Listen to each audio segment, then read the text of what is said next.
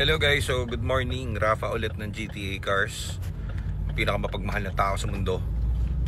Good morning sa inyo. So meron tayong sinundo tayo ni Aljon gamit tong kanito kay Sir George to, no? So Ford Focus ulit na pula, order sa atin ni Sir George. Tapos na to dun sa ating Opera Center. Napakaganda manakbo, ang tindi. Nakuha mo yung ganito yung stock na makukuha mo kapag bumili ka ng brand new na Focus. Teka, papakita ko sa inyo. Ayan guys, so maandar kami niyan ha. Nakabukas ang engine. Pero tignan mo, wala kang marinig. Oh, shifting, walang kahit anong umpog. Ang ganda, no? Maganda tirada rito, no? Bago na clutch ito, saka shift fork. Palit na. Okay, so ngayon dahil tapos na tayo dun sa transmission nito, ganito rin naman guys, hindi ko lang ma-feature lahat ng kotse na naka-reserve sa atin ngayon kasi hindi ko maisa-isa-isa dahil ako lang ngayong mag-isa, parang ganun. So eto, tinetest drive namin araw-araw, iba-ibang kotse. So ayan yung temp nya, hindi makakita. Ilan? 89. Kanina pa yan.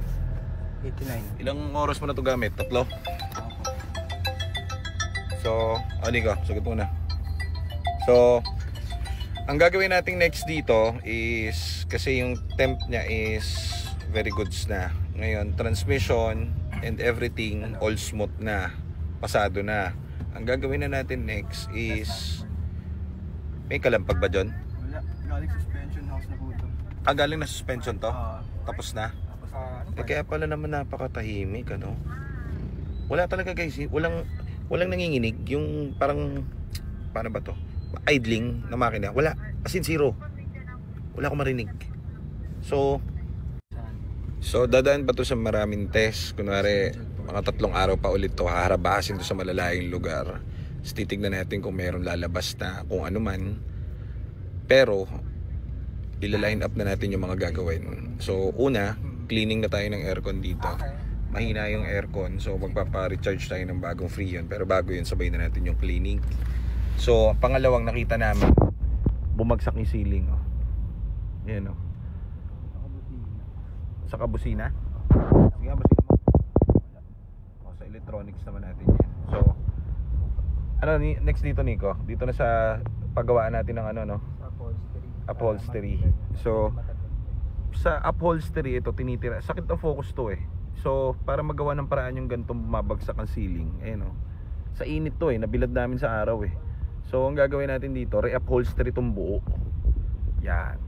Kapag pagawa na kami nun, yung isang pula na binenta namin na Focus, very goods na very goods, ang ganda. Hindi na nagaganto, no? Yung doon, no? Ano pa yun? Parang cushion na bagdad. So talagang ano siya, nadali na namin kung saan pinapa-upholstery yung mga ganitong bagay. Doon naman sa ibang parte niya, katulad nito, napaka-perfect naman. Wala namang intindihin na. So, sa detail na lang to magkakaalaman. Pero, engine nito, Trani, approved na sa akin. Unting test pa, no, Nico? So, yan, kay Sir George. Para sa anak na to, no?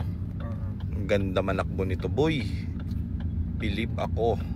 Ang ganda nakuha nila yung ano, no, yung... Ganyan guys, ito nyo, hindi nanginginig, oh. Walang vibration. Nakabagsak, oh. Yan ang Focus na 2.0. Kumbaga talagang ano siya, comfort, executive, ganun. Okay, so ayan, thank you. At pupunta na tayong shop. At nabalita ko lang sa inyo itong pula na kailan re-release to, Nico? Mga next week, early next week. Early next week. So Sir George, early next week, see you. Thank you.